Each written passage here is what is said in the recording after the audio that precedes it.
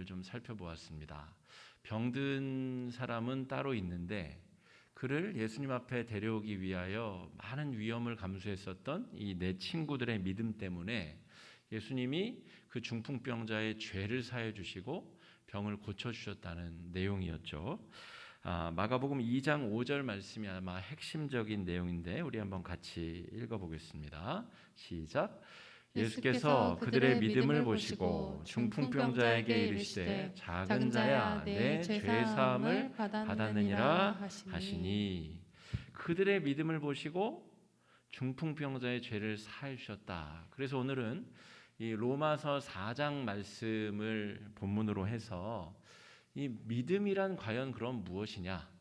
믿음의 본질, 믿음의 정체성, 우리는 어떤 믿음을 가져야 되는가를 조금 더 깊이 살펴보는 시간을 가지려고 합니다. 중풍병자는 4명의 친구들 때문에 죄가 사해지는 은혜를 입었어요. 그게 첫 번째입니다. 병이 나은 것은 두 번째고요. 죄가 사해져야 하나님 나라에 들어갈 수 있으므로, 영혼의 구원을 받을 수 있으므로 죄가 사해지는 것이 첫 번째인 것이죠. 그러니까 믿음의 제일 중요한 기능은 구원에 이르게 한다는 것입니다. 로마서의 전체 주제를 이신칭의라고 부릅니다. 믿음으로서만 의로워질 수 있다는 것이죠. 당시 유대교인들은 율법을 지켜야만 구원을 받을 수 있고 율법을 지켜야만 의로워질 수 있다라고 생각했었던 그때에 아니다. 우리가 구원을 받으려면 오직 예수 십자가의 보혈에 대한 믿음, 그 믿음으로서만 구원을 받을 수 있다. 이것이 로마서 전체를 흐르는 중요한 주제라는 것이죠. 그러면 구원에 이르르기 위한 이 의롭게 되는 과정, 믿음이 그 의롭게 되는 전제 조건이자 과정인데, 이 믿음에 대해서 우리가 좀 더 살펴볼 필요가 있다 하겠습니다. 우리가 흔히 구약의 사람들은 율법을 지켜야 구원을 받았다라고 생각을 하죠. 신약의 사람들은 믿음으로 구원을 받았다. 이렇게 일반적으로 그렇게 생각하는 경향성이 있습니다. 그런데 오늘 로마서 4장에서 바울이 하는 이야기는 뭐냐면, 아니다. 구약 사람들도 믿음으로 구원을 받았다는 거예요. 구약의 믿음의 조상이라 할 수 있는 아브라함, 이 모든 유대인과 저 이슬람 아랍 사람들의 공통의 조상이 아브라함인데, 이 율법을 소중히 여기는 유대인들의 조상인 아브라함조차도 행위로 말미암아 구원을 받은 것이 아니라 그 구약의 창세기 때부터 하나님이 믿음으로 아브라함을 구원하셨기 때문에 믿음의 이 조상, 아브라함을 조상으로 삼는 모든 믿음의 백성들은 바로 구약과 신약과 상관없이 믿음으로서만 구원을 받는 것이다. 그러니까 믿음이 얼마나 중요해요. 그죠? 오늘 말씀은 이 로마서 4장에서 아브라함의 믿음을 통해 설명하는 믿음의 본질에 대해서 우리가 좀 더 명확하게 살펴보자 하는 것입니다. 로마서 4장 13절 말씀 한번 같이 읽어보겠습니다. 시작. 아브라함이나 그 후손에게 세상의 상속자가 되리라고 하신 언약은 율법으로 말미암은 것이 아니요 오직 믿음의 의로 말미암은 것이니라. 그래서 오늘 말씀에 보면 그가 100세나 되어서 육신이 거의 죽은 것처럼 되어서 자녀를 생산할 수 없을 그때에 하나님이 자녀를 주신다는 그 약속을 믿었기 때문에 아브라함이 의로워졌고 믿음의 조상이 되었고 하나님께서 쓰시는 사람이 되었다 하는 거예요. 아브라함 때부터 율법으로 사람이 구원받는 것이 아니라는 것을 하나님이 분명히 가르쳐 주셨는데, 사람들이 그것을 자기가 듣고 싶은 대로 듣고 해석하고 싶은 대로 해석해서 율법을 준수해야만 구원받는 것처럼 착각하며 살았다는 것이죠. 예수님이 오신 이유는 그 본질을 되돌려 놓기 위하여, 믿음의 본질을 새롭게 돌려놓기 위하여 오신 것이다. 바울은 그런 이야기를 지금 로마서에서 하고 있습니다. 믿음이란 무엇인가를 우리가 살피기 위해서 오늘 개념 정리를 조금 저와 함께 하실 필요가 있습니다. 믿음과 신념이라는 것을 우리가 좀 구분할 필요가 있습니다. 영어에서도 믿음은 우리 faith라고 표현을 하고 신념은 우리 belief라고 표현을 합니다. 둘 다 믿음, 신념 혼용해서 쓸 수 있는데 약간 그 뉘앙스나 사용되는 이 문맥에 따라서 이게 전혀 다르게 쓰입니다. 오늘 로마서 4장에서 바울이 한 이야기를 영어 성경은 faith라고 번역을 하고 있습니다. 그러니까 이 둘 사이의 미묘한 차이를 우리가 모른 채 이것도 믿음 같고 저것도 믿음 같고 이렇게 생각하면 진짜 믿음의 능력과 본질을 우리가 놓칠 수 있다라는 것이죠. 이 믿음이라는 것은 쉽게 설명하면 하나님과 관련된 신뢰감입니다. 그러니까 신적인 대상, 그 하나님과 관련된 신뢰를 우리는 faith, 믿음이라고 표현을 하고요. 내가 목표를 정하고 내가 방향성을 정해서 내가 하려고 하는 것, 그것을 향해서 나아가는 과정을 신념이라고 부릅니다. 쉽게 설명해 드릴게요. 다윗이 하나님을 위한 성전을 짓고 싶어 했잖아요. 그죠? 성전을 짓는 게 좋은 일이고 여러모로 하나님께서 기뻐하실 만한 일인 건 맞는데 하나님이 지으라고 하기 전에 다윗이 먼저 짓고 싶었어요. 사람으로부터 시작된 목표, 그것을 향해서 방향을 정하는 것을 신념이라고 부릅니다. 그래서 하나님은 야, 너 짓지 마. 너는 지을 자격이 없다라고 이야기를 하시죠. 다윗 입장에서는 몹시 섭섭한 일이지만 신념을 하나님께서 좌절시키셨다는 거예요. 그래서 다윗은 자기가 짓는 대신에 이 재료들을 준비하는 일들을 하였죠. 이런 차이가 있다는 것입니다. 믿음은 하나님께서 약속을 먼저 해주시고 그 약속을 따라가는 과정을 믿음이라고 하고, 신념은 하나님이 약속해주지 않았는데 자기가 목표를 정하고 자기가 추구하는 그 어떤 열정을 신념이라 이렇게 부른다는 것이죠. 자, 정리를 한번 해보겠습니다. 신념은 인간이 세운 목적과 방향성을 추구하는 태도를 신념이라고 부릅니다. 그리고 믿음은 하나님이 주신 약속을 신뢰하는 태도를 믿음이라고 불러요. 오늘 로마서 4장에서 하나님이 아브라함이 하나님한테 자식을 달라고 기도한 것도 아니고 큰 민족을 이루겠다라고 하나님께 요구한 것도 아닌데 하나님이 뭐라고 하시죠? 아브라함아, 내가 너를 믿음의 조상으로 삼겠다. 너의 자손이 정말 하늘의 별처럼 모래처럼 많아져서 큰 민족을 이룰 것이다. 그 약속을 하나님이 먼저 주셨다는 것이죠. 그리고 아브라함은 미련하게도 그 약속을 믿고 25년을 기다려서 아들을 낳습니다. 그게 믿음과 신념의 분명한 경계선입니다. 이것을 구분하지 못하면 자기의 욕망대로 막 구하면서 이것이 믿음인 것처럼 하나님 앞에 땡깡을 부리거나 하나님 앞에 정말 오기를 부리는 그런 일들이 너무나 비일비재하게 벌어질 수 있다는 것이죠. 지난 2월 19일에 아시는 분은 아시겠지만 화성에 탐사선 한 대가 착륙했어요.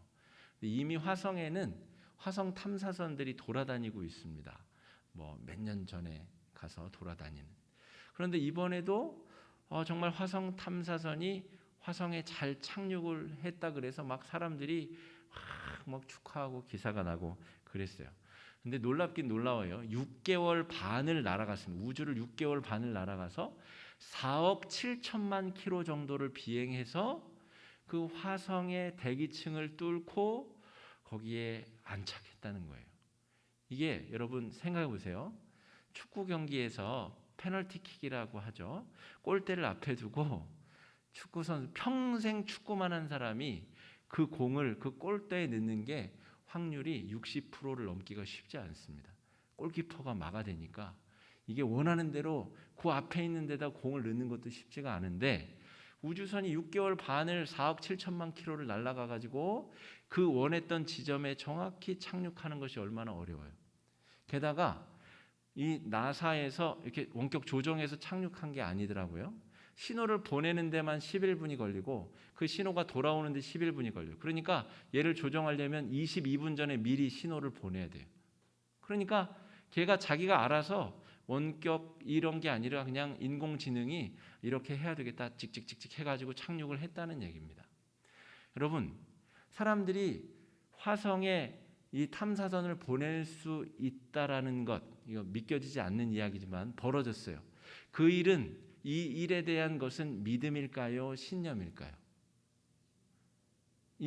제가 설명드린 대로 말하면 신념이죠. 미국 대통령이 이 사건을 보고 이런 표현을 했습니다. 이게 지금 퍼시비어런스라는 이 탐사선인데 창의성이라는 뜻이에요. 그래서 바이든 미국 대통령이 이 결과를 받아보고 뭐라고 말했냐면, 과학의 힘과 미국의 창의성이 독창성으로 불가능한 일은 없다라는 것이 드러났다. 그러니까 여러분, 신념을 가지고도 기적 같은 일을 만들어낼 수 있어요. 하나님이 저기 바이든 대통령에게 야, 화성에 탐사선을 보내라 이렇게 하지는 않았을 거란 말이죠. 근데 사람들이 과학적인 기술력을 가지고 목표를 정하고 수십 년간 노력했더니 이런 결과를 만들어낼 수 있다라는 것이죠. 신념으로도 기적 같은 일이 벌어질 수는 있습니다. 과학적 가설을 세우고 그 가설을 현실화하기 위하여 노력을 기울이면 그것이 기적처럼 이루어질 수도 있다라는 것이죠. 저 화성에서 착륙한 탐사선이 화성에 바람 부는 소리를 녹음해서 보내줬어요. 그거 들어봤더니 와, 진짜 신기하더라고요. 저렇게 멀리 떨어진 곳에 바람 부는 소리를 내가 들을 수 있다니. 인간의 신념으로도 그런 일이 가능하다는 것이죠. 그런데 오늘 로마서에서 바울이 하는 이야기는 성도들의 믿음이라는 것은 인간의 신념과는 비교할 수 없을 정도의 가치가 있는 것이다. 하나님이 인간을 향해 꿈을 꾸시고 하나님이 그 인간에게 약속해 주신 그것을 믿음으로 순종한다는 것은 정말 인간의 신념과는 비교할 수 없을 정도의 값어치가 있는 일이다라고 바울은 지금 기록하고 있는 것이죠. 여러분, 신념을 지키는 것이 어려울까요? 믿음을 지키는 것이 어려울까요? 믿음을 지키는 것이 어렵습니다. 신념은 내가 세우는 목표이기 때문에 뭔가 근거가 있는 거예요. 저기 화성이 어딘가에 있고 우리의 기술력, 로켓 기술로는 거기까지 보낼 수 있다라는 근거가 있으니까 가설을 세우고 노력을 하는 거잖아요. 그런데 하나님이 주시는 약속은 터무니없어 보이는 게 너무 많아요. 그래서 하나님이 주신 약속에 대한 믿음을 유지하는 것이 신념을 이루는 것보다 한 100배, 1000배는 어렵다고 보시면 됩니다. 오늘 그 어려운 일을 아브라함이 해냈다는 거예요. 믿음을 갖고 유지하기가 왜 어려운가 한번 살펴보겠습니다. 하나님이 주시는 약속이 대부분 불가능해 보이는 일들이 너무너무 많습니다. 대표적인 것이 아브라함에게 벌어진 일이죠. 아브라함에게 하나님께서 처음 약속해 주신 게 나이가 75살이에요. 사라는 10살이 적습니다. 65세. 이미 폐경도 다 끝났고 전혀 아이를 낳을 수 있는 희망과 가능성이 없는 상태. 그리고 오늘 말씀에는 아브라함이 18절에 바랄 수 없는 중에 바라고 믿었으니 이는 내 후손이 이같으리라 하신 말씀대로 많은 민족의 조상이 되게 하려 하심이라. 19절에 자기 100세가 되어 자기 몸이 죽은 것 같고 사라의 태가 죽은 것 같음을 알고도 믿음을 지녔다는 것이죠. 그러니까 하나님의 약속에 대한 믿음을 갖는다는 것이 얼마나 어려운가 하는 것이죠. 노년의 출산, 약속해 주셨으면 빨리빨리나 주실 것이지 25년이나 기다리게 한 다음에 주셨다는 것이죠. 믿음을 갖고 유지하는 것이 만만한 일은 아닙니다. 여러분, 믿음을 갖는 것이 쉬운 일이면 천국 못 갈 사람이 어디 있겠어요? 예수 믿고 천국 가는 그 좋은 믿음, 그거 소유하고 유지하는 것이 어렵기 때문에 구원받는 성도들의 수가 적을 수밖에 없는 것이죠. 오늘 이 바울이 이야기하는 이 믿음이란 무엇인가 우리가 분명히 깨닫고 이 사순절 기간 우리의 믿음이 새로워지고 또 온전해지는 그런 은혜가 있기를 바랍니다. 첫 번째 이 믿음의 특징은 불가능해 보이는 요소가 있다. 그게 비일비재하다라고 하는 것이고요. 두 번째는 나의 요구에서부터 믿음은 시작할 수 없다는 거예요. 신념은 그게 가능해요. 신념은 내가 원하는 목표, 목적, 이것을 하고 싶다. 그것을 위해서 열심히 노력하면 되지만 믿음은 내가 원한다고 해서 받을 수 있는 것이 아니라는 것이죠. 불가능해 보이는 것만 믿음이라고 한다면 이런 가설을 세울 수 있습니다. 불가능한 목표를 세우고 내가 하나님 앞에 믿음을 가졌다고 요구하면 되겠구나. 이를테면 하나님 이번 주에 제가 로또를 살 텐데 1등이 되게 해주십시오. 불가능한 800만 분의 1 확률이니까 거의 불가능한 일이잖아요. 그러니까 불가능한 것이 믿음의 특징이니까 내가 한번 로또를 살 테니까 하나님 되게 해주십시오. 이거는 믿음이 아니라는 것이죠. 잘못된 신념일 수는 있어도 로마에서 4장에서 이야기하는 믿음은 아니라는 거예요. 하나님 제가 공부를 하나도 안 했는데 시험 100점 맞고 전교 1등하게 해주십시오. 믿습니다. 이런 허황된 믿음을 가질 때 사람들이 믿자와 습자 사이가 길어집니다. 믿습니다 이렇게 기도를 하죠. 잘못된 믿음이에요. 이건 믿음이 아니에요.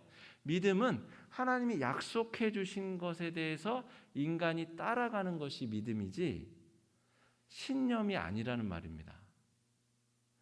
중풍병자의 4명의 친구들이 그런 믿음을 가졌어요. 율법적으로도 자기 친구는 구제불능이에요. 절대 구원받을 수 없어요. 죄 때문에 병자가 되었기 때문에 율법으로도 의료적으로도 구원받을 길이 없어요. 그런데 그 친구들은 어떤 희한한 생각을 했냐면 예수님만이 내 친구의 죄를 없애주시고 육체를 구원해 주실 수 있다라는 믿음, 그 믿음을 가지고 나아갔다는 것이죠.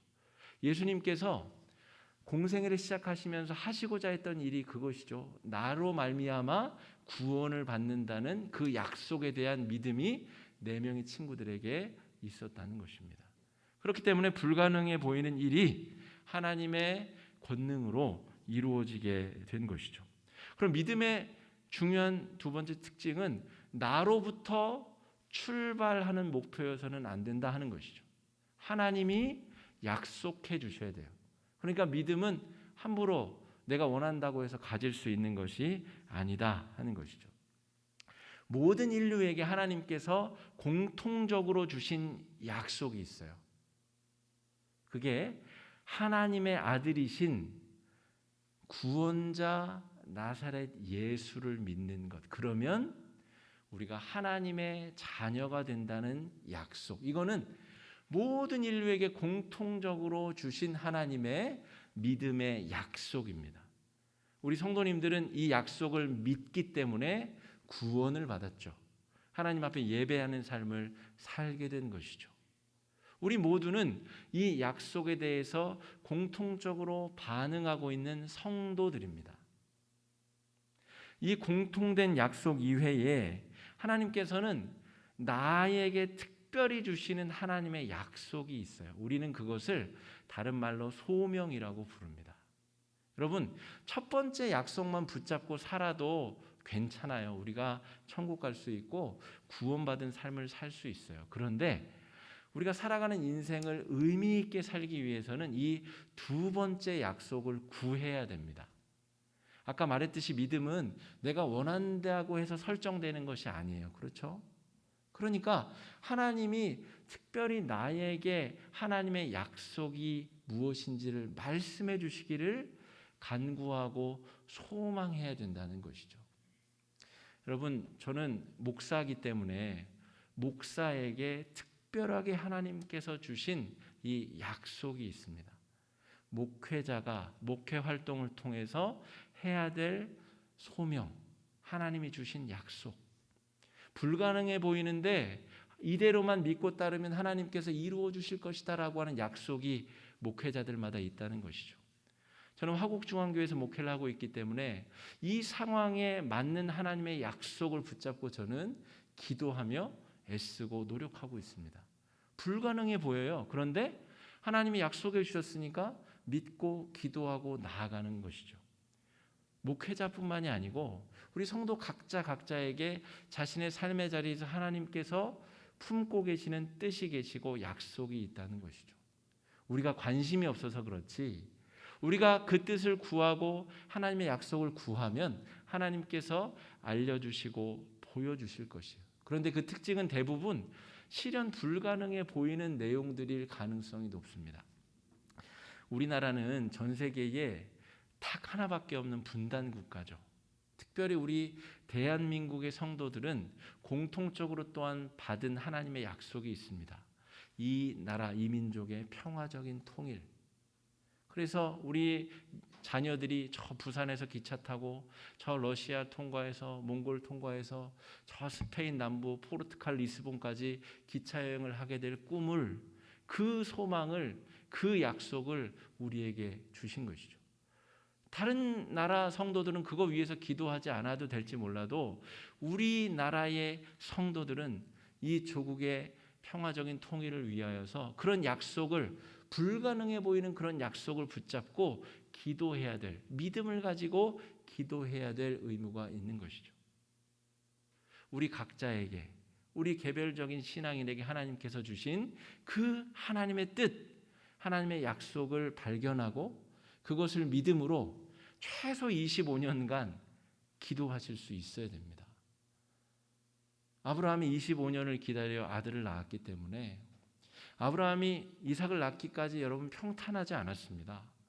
온갖 유혹도 있었죠. 그래서 시종 하갈을 통해 이스마엘을 낳지 않아요. 그래서 결국에 이삭이 태어난 다음에 정말 가슴을 찢는 마음으로 그 아들을 내보냈어야 했습니다. 그러니까 온갖 우여곡절을 겪으며 믿음을 지키기 위해 아브라함이 노력하고 애썼다는 것이죠. 우리 성도들 모두가 예수 믿고 천국 간다라고 하는 그 동일한 약속을 받았음과 동시에 그 길을 가기까지 우리 각자는 우리 각자에게 주신 하나님의 그 약속을 부여잡고 믿음으로 나아갈 때에 하루하루가 생기가 넘치고 은혜가 넘치고 어려움 중에 감사가 회복되고 은혜가 차오를 줄로 믿습니다. 중풍병자의 4명의 친구들이 그 친구 낫게 해줬다고 금덩이가 생겼어요? 은덩이가 생겼어요? 그런데 마음이 뿌듯하고 하나님의 나를 통해서 하신 일 때문에 내가 기쁨이 있고 감사가 넘치고 삶의 의미가 충만해지는 이 은혜가 우리들에게도 넘칠 수 있기를 바랍니다. 그러면 여러분, 믿음은 좋은 것이고 신념은 나쁜 것이냐? 이 신앙은 그렇게 딱 이분법적인 게 아닙니다. 믿음도 중요하고 신념도 중요해요. 믿음의 길을 잘 가기 위해서는 올바른 신념이 필요합니다. 하나님이 주신 약속을 부여잡고 나아가기 위해서 나 자신을 유지하고 관리하고 믿음을 지키기 위해서 신념이라고 하는 도구가 필요하다는 것이죠. 그러니까 믿음은 좋은 거고 신념은 나쁜 것이다. 오늘 말씀은 그 이야기를 하고 있는 것이 아닙니다. 바울은 이방인의 사도로 부름을 받았어요. 이방인 모두에게 복음을 전하기 위하여 그는 신념을 가지고 지켰습니다. 율법으로 구원받는 것이 아니라는 것을 전하기 위하여 독신으로 살 것이라는 신념을 가졌고, 또 하나님 앞에 자기가 노동하며 선교비를 벌 것이라고 하는 자신만의 신념을 가졌습니다. 이 이외에도 수많은 원칙과 신념을 가지고 믿음의 길을 걸어간 인물이 바울이라는 것이죠. 여러분, 믿음의 길을 걸어가기 위해서는 일상생활에서 바른 신념을 가지고 하나님 앞에 노력하는 태도가 필요합니다. 그것이 믿음의 길을 바로 걸어가기 위한 중요한 도구와 수단이 될 수 있다는 것이죠. 사랑하는 성도 여러분, 우리 사순절 기간 동안 하나님께서 나에게 품고 계시는 그 놀라운 약속을 발견하실 수 있는 그런 시간이 되기를 바랍니다. 우리 자녀들, 사랑하는 우리 자녀들 소고기 해줄까, 뭐 해줄까, 뭐 그런 맛있는 거 먹일 그런 걱정도 좋은데, 우리 이 자녀에게 하나님이 어떤 꿈을 품고 계실까? 이 자녀를 통해 하나님께서 어떤 약속을 이루고 싶으신가? 하나님께서 어떤 일을 행하고 싶으신가에 관심을 가지면 그런 자에게 하나님께서 하나님의 약속을 보여주시고 하나님께서 이루어 주시고 행하여 주실 줄로 믿습니다. 이 사순절 기간 그런 은혜가 차고 넘치시는 은혜의 기간이 되시기를 축복합니다. 이 시간에 말씀 의지해서 함께 기도하겠습니다. 기도하실 때 주님, 우리의 신앙생활이 믿음과 신념을 바로 구분할 수 있는 신앙이 되게 하여 주시옵시고, 하나님이 우리 전체에게 주신